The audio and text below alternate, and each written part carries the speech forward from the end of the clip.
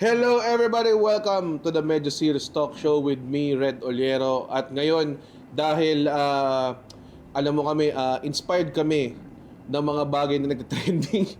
At recently nag-trend ang isang concert ng Coldplay. May nakunan na tao na apparently cheating on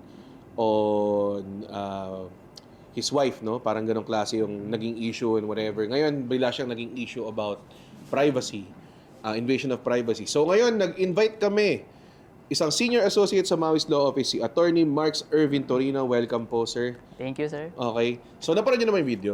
Yes, napanood ko. Ano tingin niyo? Hindi, sa akin, actually, nung una ko siyang nakita sa Facebook, kasi nagulat ako nung nagbabrowse ako, parang, bakit puro ito? Hindi ko siya pinapansin nung una, kasi parang hindi naman interesting eh. Okay, may dalawang tao it's very usual, normal occurrence eh, di ba? Yeah. Pero parang napansin ko, okay. Then pinanood ko siya. So, yun nga, siyempre nakita natin yung reaction nila. It's very awkward nga. And then, ayun, eventually, napunta siya sa issue on privacy. Yes. Okay. So, going back to that incident, sige, i-judge natin dun. Was it an invasion of privacy sa ganong klaseng sitwasyon? Okay. Before we answer that question, let's define muna what privacy is. Yan, okay, sige. Kasi when you say right to privacy, it's a right to be let alone. Okay. Okay? Actually, no less than our Constitution, it provides that kasi privacy is constitutionally guaranteed right yan. Yes. Sabi nga sa Bill of Rights, the right of a person to be secure to his property, papers, effects against unlawful seizure shall be inviolable. Okay.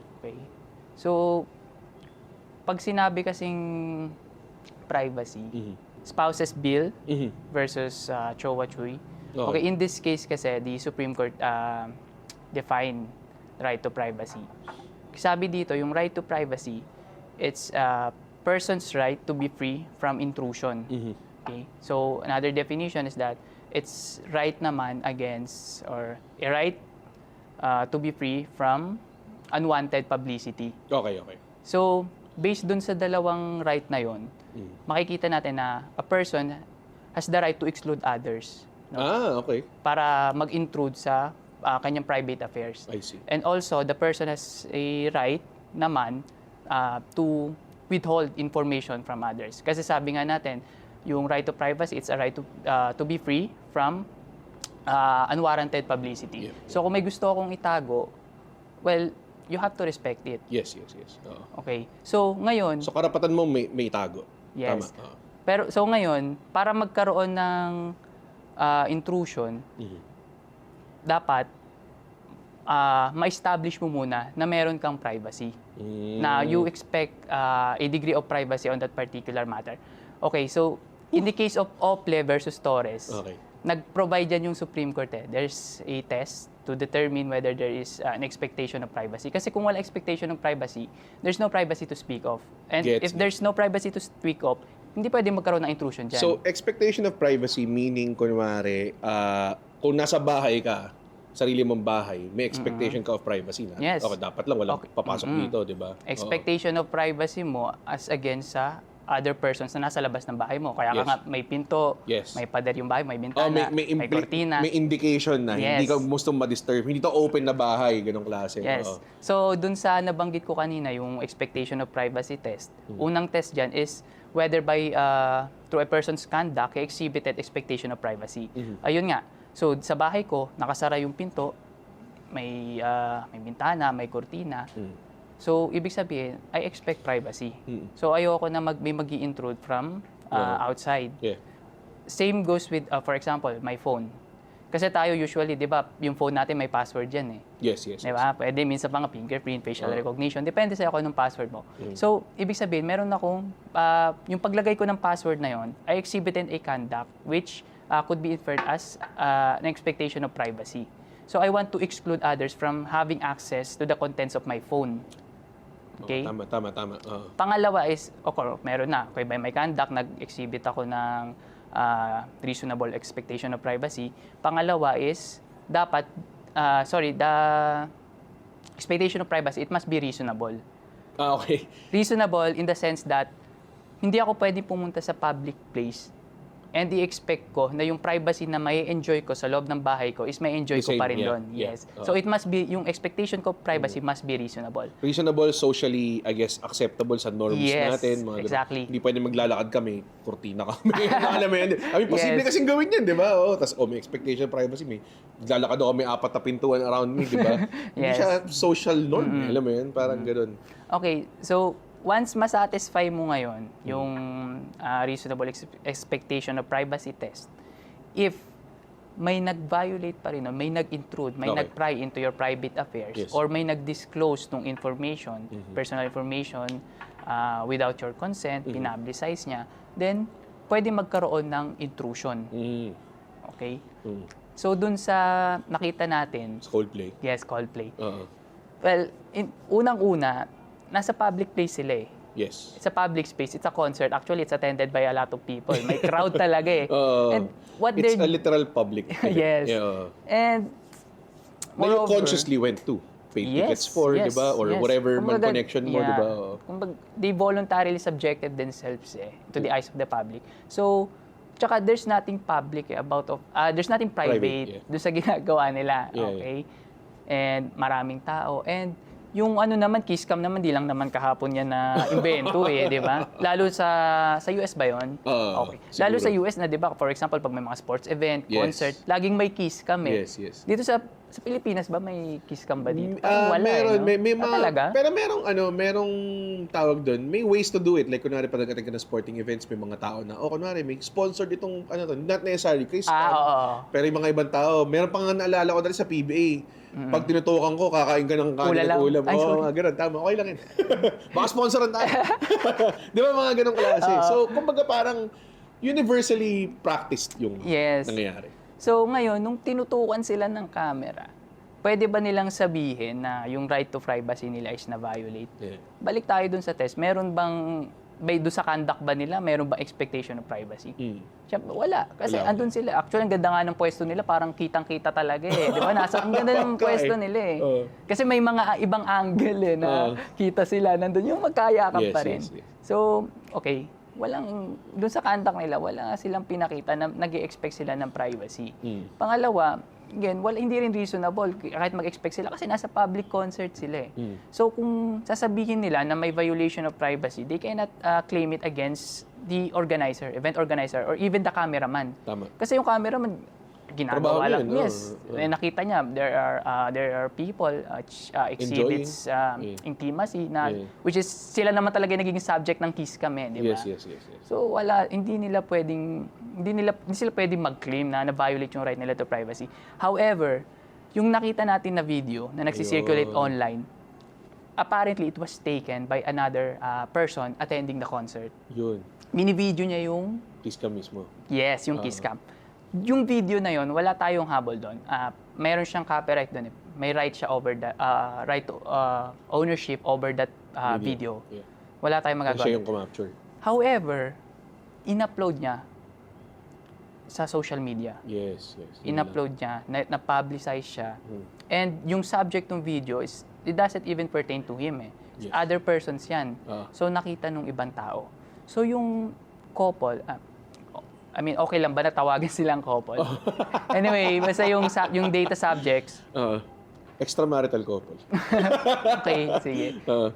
So, pwede nilang sabihin na at some extent, na-violate yung right nila to privacy kasi in-upload Without yung consent. Yes, and ang nag-upload is another person na yung picture naman na yun, yung contents is personal information nila kasi sila yun it's their image, it's their faces na nandun. So, kung titignan natin Philippine context, they could very well raise Dun their sila may right. kaso. Not necessarily may kaso, but they could demand for the video to be taken down. Sa internet, parang ipo-pull out lang, not to delete it kasi hindi mo pwede pa-delete yan kasi sabi nga natin pag may-ari yung video na yan nung kumuha. But they could demand for it to be taken down sa social media na Pero nag-viral na, medyo futile na yan. Parang medyo mahirap na yun kasi Oo. especially nga syempre social media. Pag shinare mo or pwedeng Wala na i-download yan. ng iba, may upload mo. And also, for example, ako or hindi, wag ako. ibang tao. Shinare nila yung video. Then, dun, yung caption niya is medyo may mga nabanggit na malicious remarks or defamatory remarks na okay, itong dalawang to, kabit, si ano, ganito, ano, kasuhan na to, ganito. Yun, yung taong magko-comment na yun, pwede rin siyang maging liable under, that's libel in relation to Cyber Prevention Act, di ba? That's cyber libel. So yun yung privacy implications ng video na yun. But as to the organizers and the cameraman, hindi sila pwedeng mag-claim ng ano nila, ng right nila to privacy. Medyo, ano yan, tawag doon, marami siyang nagbubunga na sanga, no? Pag nakita mo yung nagkaroon ng stimuli yung mga tao, pinag-isipan ano nga ba yung implications ng mga ganito. Minsan may mga weird notions yung mga Pilipino minsan na ewan ko kung tama or hindi. No, na minsan na-experience ko. Like, kunwari, kung ikaw ay nagbibideo ka ng ibang tao without their consent, tapos in-upload mo, alam ko, pwede mo i-video, pero yung pag-upload, iba pang step yun, di ba? Parang ganun kasi. Anong, like, kunwari, may artista, binibidyohan mo, ganyang klase, tapos nadapa, parang ganun. Tapos in-upload mo nang hindi niya consent. So, sinasabi ng artista ngayon, pwede bang i-take down mo? Sabi ng nag-upload, video ko to page ko to. Anong... Okay. In that context, tignan muna natin, nasan ba yung artista? Hindi ako to sinasabi ko lang. Okay, nasan ba yung artista? Nasan ba siya? Nasa public place ba siya? Parang ganun. Okay, nasa mall.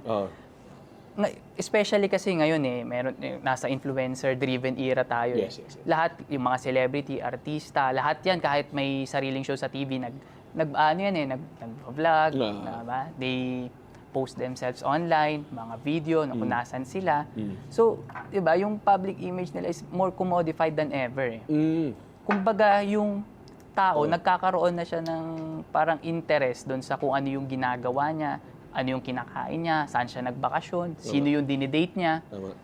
So, ang nangyayari, it actually forms part of their persona na Kasi parang yun na yung nagiging content din nila madalas. So, pagdating sa mga ganung bagay, na kung saan they voluntarily share it to the public. Gaya nga, syempre pag nasa mall, lalo kapag tawag dito, for example, may mall show siya, makikita ng mga tao. Syempre mag-aabang yung mga tao. Ine-expect nila na nandun siya, and yung mga tao nandun din. And siya din, of course, ine-expect niya na nandun yung mga tao. Kasi yung purpose nga ng appearance niya is to attract to attract yung mga fans, di ba? So kung for example, nadapa siya, ready na yung camera. So, pinaparad ka na Yes, and nasa public place ka. Hindi mo, siguro, base dun sa naging natin kanina, pwede mong sabihin na i-take down mo yan. You could demand naman. Pero kasi, kung titignan natin, wala ka ng reasonable expectation of privacy on that regard So, parang, hindi mag-a-apply yung kagaya dun sa nabanggit natin kanina. So, mahirap yan. Kasi, lalo nga, pag celebrity ka or public figure ka, medyo limited yung expectation mo. Reasonable expectation of privacy mo. Pero, of course, may mga bagay na gaya niyan, kung nasa bahay ka lang naman, ang mag-a-apply pa rin doon is yung reasonable expectation of privacy as if you are an ordinary individual. Kasi meron tayong tinatawag na yung right to informational privacy. Okay. So basically, I have a right to determine what, to whom, when, and how much information I should share to the public. So, kung nasa labas ako as a celebrity, gusto kong makita ako ng mga tao, okay lang yan. Pero once pumasok ako sa bahay ko, wala na yan. Hindi na pwede. Kumbaga, kung ikaw mag-i-stalk ka pa, then doon na magkakaroon ng violation or intrusion to tama. Their right to privacy. Yung kasi yung tipong paparazzi rights, no? Parang medyo stretched yung bordering on unethical na iba. Like, kung sabihin na hindi kita pwedeng i-demand dahil kinukunan mo kung kumakain sa restaurant na in public, di ba? Pero sana naman wag, di ba? Alam mo yun, yun yung nangyayari. So, kapag mga ganyan, I guess dun lang sa bounds na dapat meron ka talagang guarantee. Yung tipong no-control mo yung privacy mo, like yung guaranteed privacy mo. Dun lang talaga bawal. Kasi dati, may nagpapa-pedicure ako. May nag-video sa akin. Tapos in-upload niya. Relax ka dyan, ganyan. So, hindi naman siya offensive or anything. Pero kasi ako, ayoko naman pinipicture na nga ba, relax nga ako eh. Sabi ko, so nireplyan ko salamat sa zero consent na binigay mo na binigay ko, na tinanong mo para i-upload tong video na to. Tapos nag-apologize naman siya after tinake down niya. So para sa akin, dun lang, may mga ganong times na okay, alam ko namang hindi siya illegal, pero I think bordering unethical naman na. Yes. Nag-relax ako doon tapos may nagmamanicure sa akin dito tapos wala akong kalaban-laban, di ba? Sana kinausap mo na lang ako, di ba? Para Well, actually, pwede mo naman talaga siyang i-demand na i-take down. pwede pala i-demand. Pwede mo Pakita naman sa akin. talagang i-demand na i-take down. Kasi Okay. sabi nga natin, May ginagawa still, ka ba, ikaw yung boss? subject eh.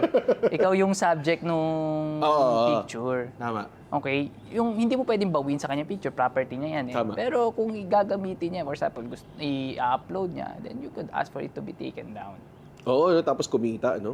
Yung baka humingi ka ng persento ng Hindi kita ka na yun. makakawi kasi syempre sabi nga natin may copyright siya over that picture. Oo nga. Ang hirap maging. Kaya di ako naging abogado, yan talaga. Specific na yan.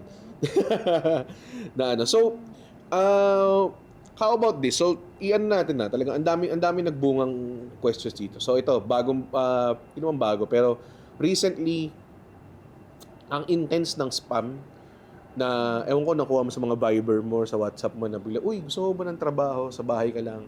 Ganyang klase, nire-recruit ka. Tapos nakuha nila yung personal information mo from somewhere, sabihin nila. Ako, recently, last week, I think, araw-araw tinawagan ako.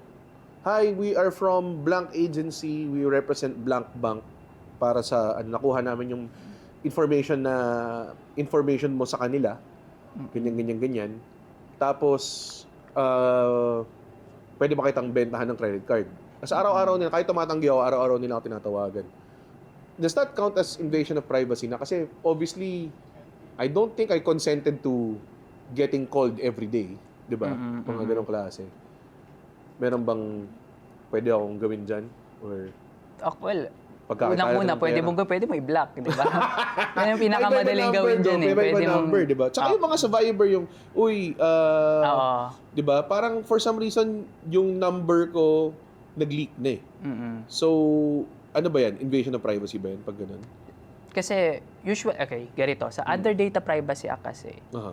if for example, nanghingi ako sa'yo ng personal information, Yes. whilst I required you to submit personal information, nag-consent ka doon, Mhm.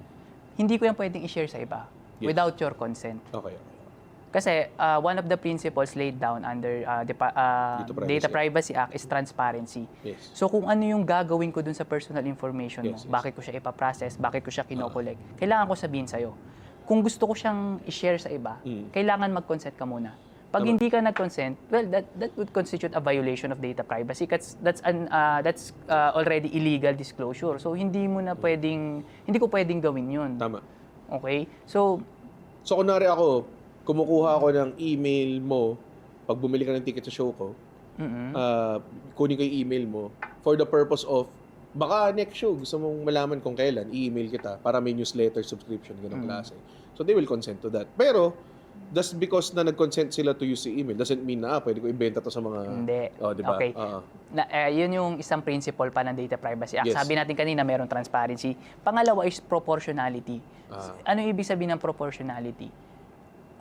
Okay, before tayo pumunta sa proportionality, lahatin na natin. Tatlo kasi yan eh. Una, banggit na natin yung transparency. Tayo, pare. Okay, sorry. Una is yung transparency. Pangalawa is yung legitimate purpose.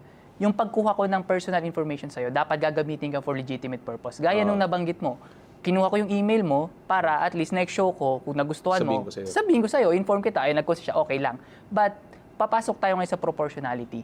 Dahil yung purpose ko is yun lang, hindi ako pwedeng lumabas doon.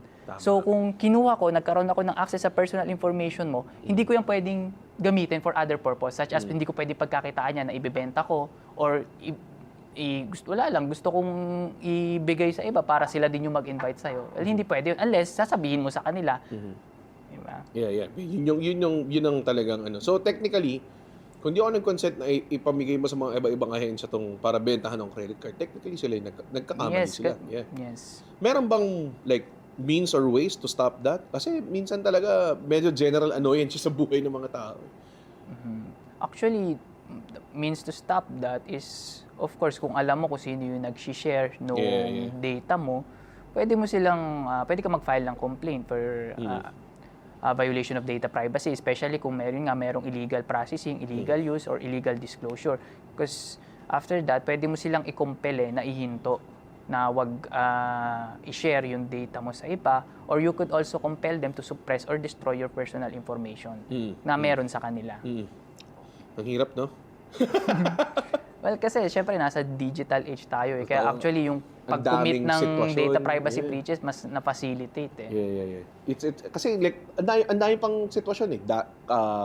Yung dashcam ng kotse, CCTV, 'di ba, yung mga ganyang klase. Kasi may mga ibang tao, 'di ba, basta lang mag-viral. Oh, may nagsuntukan sa bar namin, bibidyoan yung CCTV tapos i-upload, 'di ba? I-upload. Ayun ba, hindi tama 'yun, 'di ba? Yes, kasi for example, no, hindi naman ikaw yung walang legitimate purpose for sharing that data. Tsaka gaya nga natin, hindi rin naman nag-consent yung mga tao na kinuhanan mo. Tama.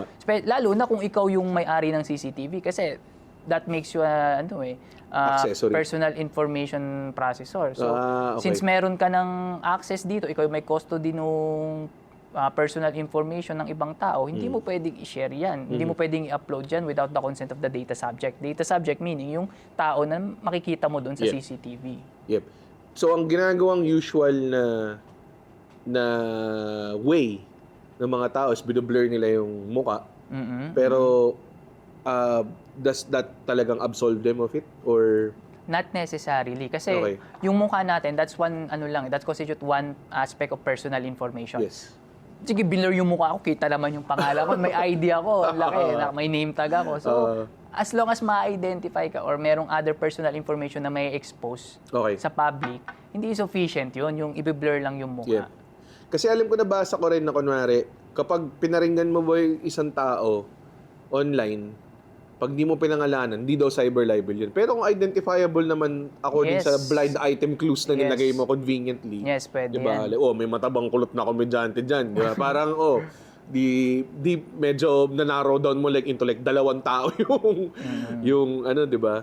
So, pagkapag ganun, may pa rin, mali na yun, diba? Yes, as long as yung third person ma-identify niya, yung tinutukoy mo kung sino siya, Yep. kahit hindi mo pangalanan, papasok niya doon sa identity element nung libel. Ang hirap, no? Kasi ngayon sa panahon na talagang lahat share, lahat ng paano mo pa nasusukat yung privacy ng tao ngayon nasa age of share everything tayo? May Well, line pa rin dapat, di ba? Yes, of course, may line. Kaya nga, eto, for example, sa Facebook, Yeah. pag nag-upload ka ng picture sa Facebook, automatic ba yun, winave mo na yung right to privacy mo? Yes, yun nga yung gusto kong tanongin. Like, No. okay. Answer is no. Okay. Kasi Facebook equipped yan with privacy tools. Yes. Di ba pag tinignan mo yan, yung picture, may settings yan Yeah. Pwede mo siyang i-public. Public, ibig sabihin, makikita ng kahit sino yan as long as may Facebook sila. So, pag ganun, wala nang reasonable expectation of privacy. Yeah. Next dyan is yung medyo mas may degree of privacy is yung friends of friends. So pag ganun, ang makakita niyan is yung friends mo and yung friends nila. Meaning, wini-waive mo yung privacy mo in their favor, pero ini-exclude mo yung ibang tao na hindi mo friends at hindi friends ng friends mo. Pwede mo rin i-customize yan. Yeah. Papakita ko Minsan lang sa... specific tao lang. Yes, pwede sa 5 tao ko lang ipakita. So as to them, okay lang. May winave ko, pwede. May nag-consent ako In na this makita pool of nyo. people, Yes. Pero dun sa iba, wala. Wala. So may expectation of privacy ako dun sa picture ko as opposed to dun sa mga hindi ko sinama dun sa post ko na yon kung Yes. kanino ko gusto ipakita. Pwede nga only me Yeah. Only me kasi syempre Facebook you have meron kang karapatan sa sarili mong account sa sarili mong wall. No. So kung gusto ko lang mag-upload ng For archiving pictures, lang. archiving, gusto kong gawing database yung Facebook wall ko, mo, yes, yung account ko, okay lang. Uh, Pero kung somehow ma-access mo yan without my consent, then i-share mo without my consent, doon Yes. napapasok yan. or Magkakaroon yung na ng 5 intrusion. pinag-sharean mo, kinalat nung isa, di ba? Yun din yung mali doon. Yun din kasi yung paano kung public page siya? Sige, public. Sinend mo to public. Does that mean all the people can now download this picture and use it however they want it? Ganun ba yun? Again, however they want it, syempre hindi. Kasi kahit sabihin natin na magkaroon ka ng access dun sa photo na yon, hindi mo siya again, it's for ano pa rin eh. Since, depende din actually sa content ng picture. Okay. Ano ba yung content ng picture? Meron bang personal information dyan? Meron bang sensitive information dyan? So kung i-download mo yan, and then gamitin mo for unlawful purposes, di ba? Hindi yun pwede. Okay, so ibang batas naman ang ini-encroach mo and everything. Ang daming ganyan, tapos makakita ka ang daming content na feeling ko parang, pwede ba itong ginagawa nila? Kunwari, yung mga content na sinustock nila yung asawa na sinihuli nilang nakangaliwa, mga ganong klase, tapos bibidyoan nila yung dalawa, makita mo nagsascramble, nakahubad pa yung isa, ganong klase. Hindi naman, ano yun, diba? Medyo encroaching on privacy na yun, di ba? Like, loloobin, di ba? Parang gano'n. Okay. Loloobin, like... Like, kunwari, siguro sariling bahay nila, nahuli niya yung mister niya. Well, walang ano yun. Kung sariling bahay mo kasi sabagay, may no? ano ka doon, may Kayo, access ka doon eh. Okay, sige, ito na lang. Mas maganda example, cellphone. Sige. Cellphone ng partner mo. Yan. I-exclude na natin yung scenario na alam mo yung password. Kasi syempre pag ano, wala na. Obviously, Attorney, wala ibang na. tao to, hindi kaming dalawa to. Okay. So, alisin na natin Sample yung to. scenario na yun na may shared device kayo and share yung password. Kasi pag ano, wala talagang ano yun, intrusion of privacy. Okay. Yung partner mo, pinagsususpetsahan mo na nangangaliwa.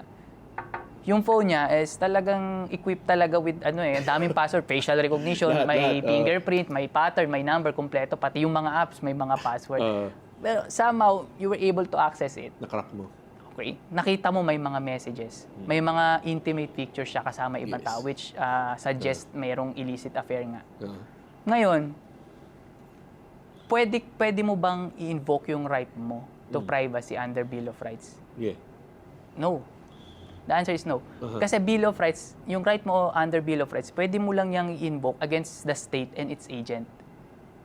Okay, Hindi mo siya pwedeng i-invoke against private individual. Kasi yung relationship natin, dahil pareho tayong private individual, ang mag-govern yan is yung civil law and other applicable legislature such as Data Privacy Act. Okay. Kasi merong kaso niyan na yun nga.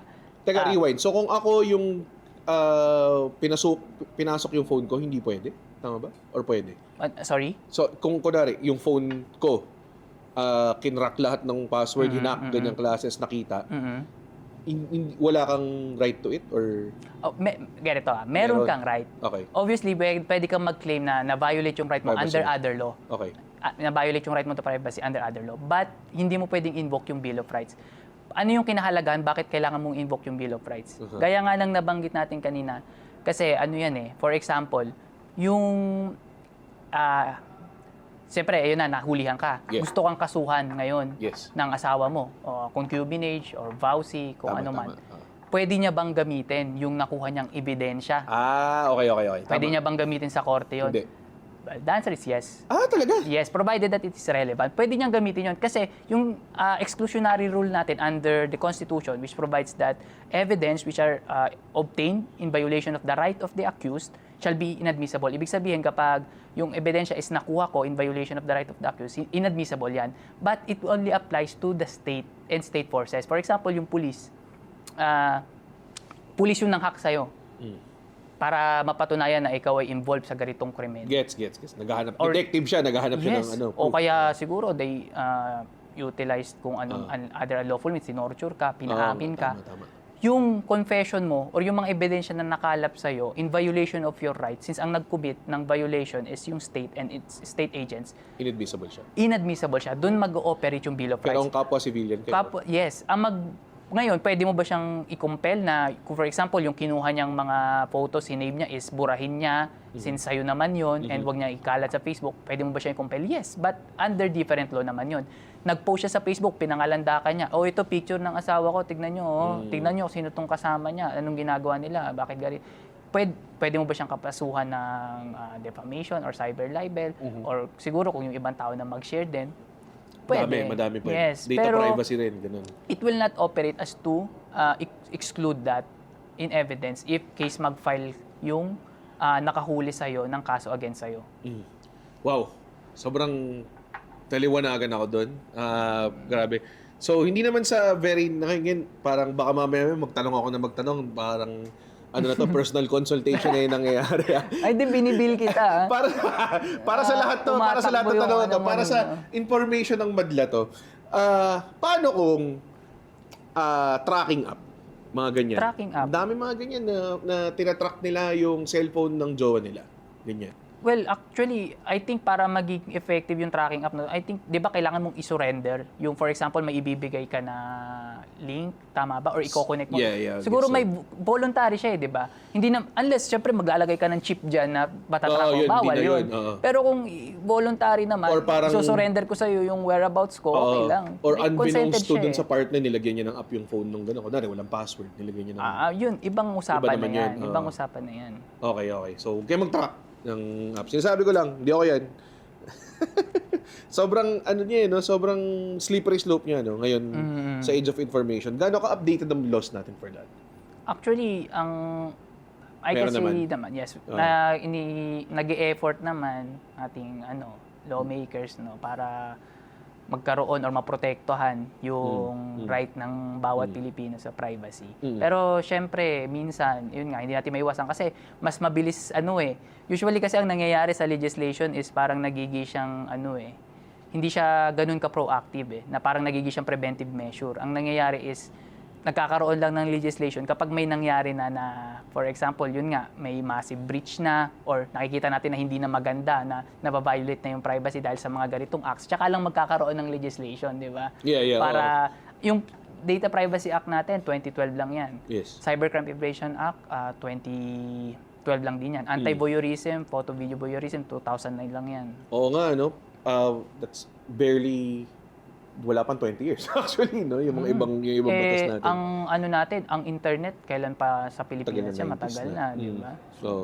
So matagal na rin, well, ngayon I think mas protected na yung, kasi I think there comes a point in time na these things are not just personal privacy things, no? Parang matters na siya of national security at some point, Yung mga ganun ng levels of invasion minsan na nangyayari. Kapag like mga hacking na mga nangyari, mga ganun, or nag-leak ng information about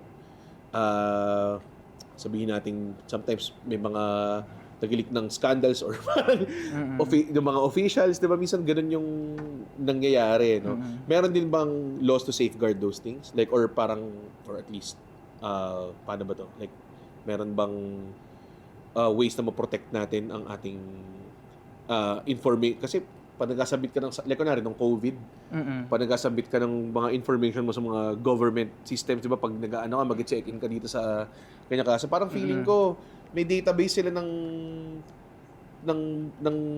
numbers natin, addresses natin, and everything.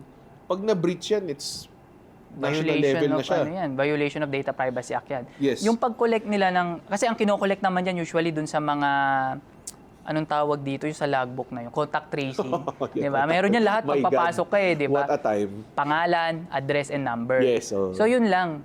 So ngayon, ang purpose niyan is public safety or sa public order para din matrack kaagad kung sakaling nagkaroon ng COVID yung tao dito. So legitimate yung purpose. Ngayon, kung gagamitin nila, kukontakin ka nila for that purpose, then that is proportional dun sa purpose niya. So okay lang. So transparency, sinasabi naman nila na mag-log ka kasi gagamitin sa contact tracing. Tama. Pero for example, ako yung guard. Yung guard. May nakita siya, may natipuan siya, babae nag-log. Oo, ganyan. Sabi, sige nga, message ko nga to. Ma'am, kamusta, nakita kita sa bawal yan. Kasi hindi yun na legitimate purpose Ginamit mo na siya for your own personal interest. So illegal processing yan. So hindi na pwede yan, punishable na yan under Data Privacy Act.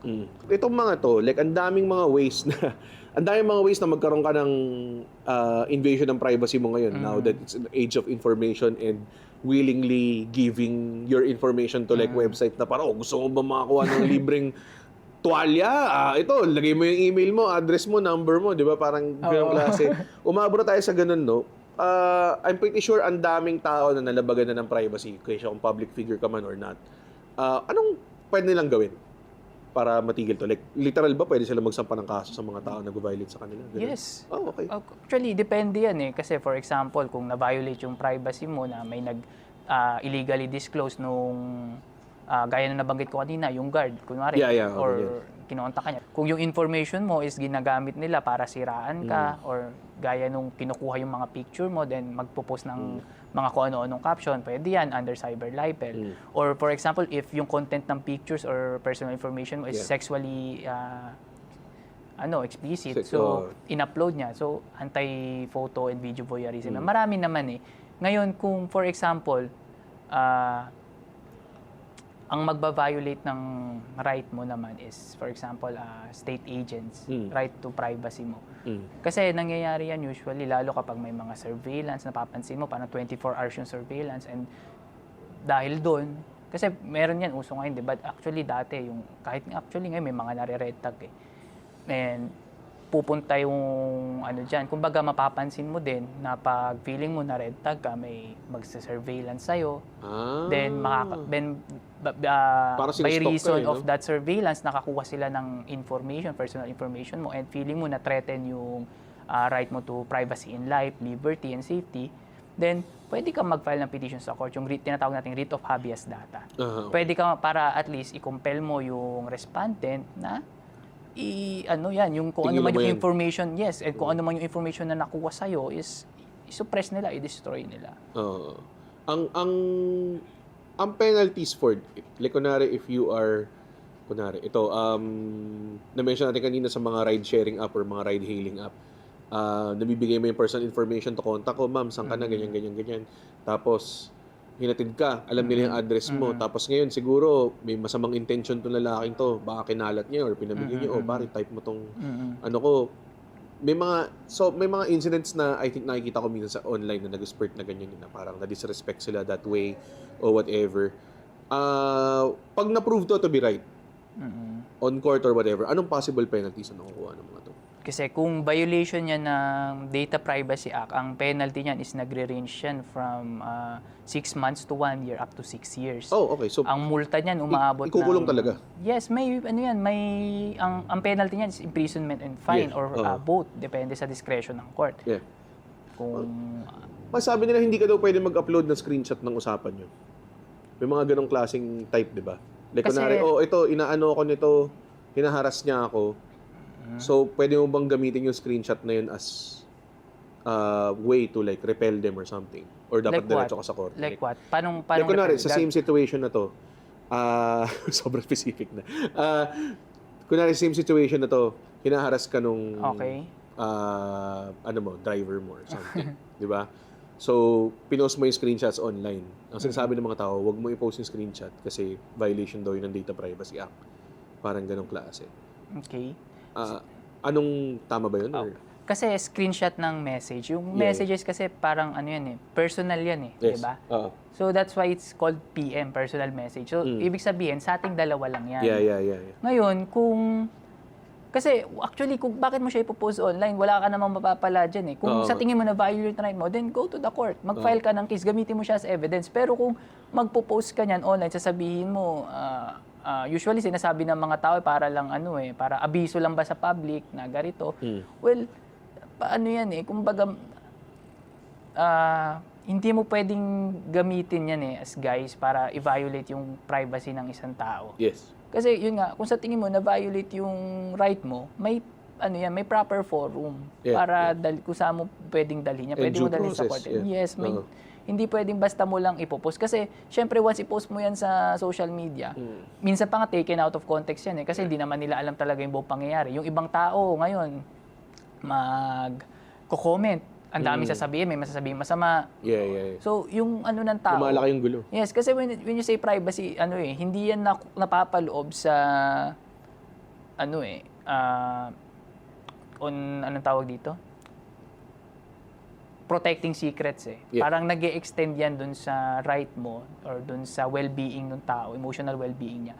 So, syempre kung i-upload mo yung conversation natin para makita ng iba, then parang ako, medyo hindi maganda epekto sa akin nun, lalo na kung taken out of context siya. Kasi yung iba, yun nga, magagalit sa akin. Yung iba, minsan nga makaka-receive pa ako ng threats di ba? Lalo na yung ibang tao na masyadong passionate talaga sa social media na talaga. So, pwede yan. Pwede magkaroon ng violation of privacy dyan. Oo. Ngayon, ang daming mga tao na talagang, and I think last question na to, ang dami mga tao talagang sobrang, lahat sinishare. Alam mo yun? Lahat ng mga, parang para sa akin, normalized ng oversharing ngayon. Like, wala nang ano. Like, to the point nga, na akala nila, kapag hindi mo siya pinost sa social media, hindi siya nangyari sa buhay mo. Parang ganong klase. Like, meron ako isang minsan time na, nakita niya ako sa gym. Tapos sinabi sa akin, nag-gym ka pala. Sabi ko, ba't ako hindi nag-gym? Eh, hindi mo naman pinopost na nag-gym ka. Hindi mo nagpo-post na nag-gym ako eh. Bakit ba? Kailangan ba yung post lahat? Parang ganong klase. Alam mo yun? May mga ganong klaseng, yung mga oversharing na to, like minsan to the point na, andito ako sa location na to ngayon. Sometimes it invites bad things eh, no? Anong opinion mo towards them? Or baka makapagbigay ka ng payo to these people? Okay. Kasi it syempre, might attract bad things, di ba? Yes, obviously lalo kapag, syempre lalo yung mga celebrity, hindi natin maiiwasan na may mga ano yan, minsan may mga stalker yan. Yes. So siguro for your personal safety, iwasan mo na lang siguro na i-share kung yung whereabouts mo every time. Kasi syempre sabi nga natin, ikaw yung may control diyan eh, pero hindi mo makokontrol kung ano yung gagawin ng ibang tao. Oh. Mahirap mahirap. Kaya nga meron tayong right to privacy, it's for our own safety din. So kung willing ka na i-wave yan lagi, every time, then mahirap That waves yan. it eh, no? Kasi like, kunwari sila, I show speed in real life streaming, di ba? Like talagang kung nasan ako, ito na nakikita mo ngayon, pwede mo kong puntahan na right now, right here. Di ba? So talagang, they're really waving it, di ba? Yun yung Yes. medyo wild. Well, pero kita mo yung engagement naman nila. I guess so. I guess may market din sa... Well, thank you so much, sir. Grabe, ang dami ko natutunan. Again, hindi to personal consultation para to sa information ng mga tao. But thank you so much, attorney. Thank you din. Medyo Serious Talk Show is on One News every Tuesday at 9 p.m. Kung gusto nyong panoorin siya online, pwedeng-pwede. Wala kayong TV, go to YouTube, type nyo na Medyo Serious Talk Show, at then makikita nyo lahat ng mga episode we upload as we air sa TV. Thank you so much, sir. Thank you sa lahat ng information. Thank you.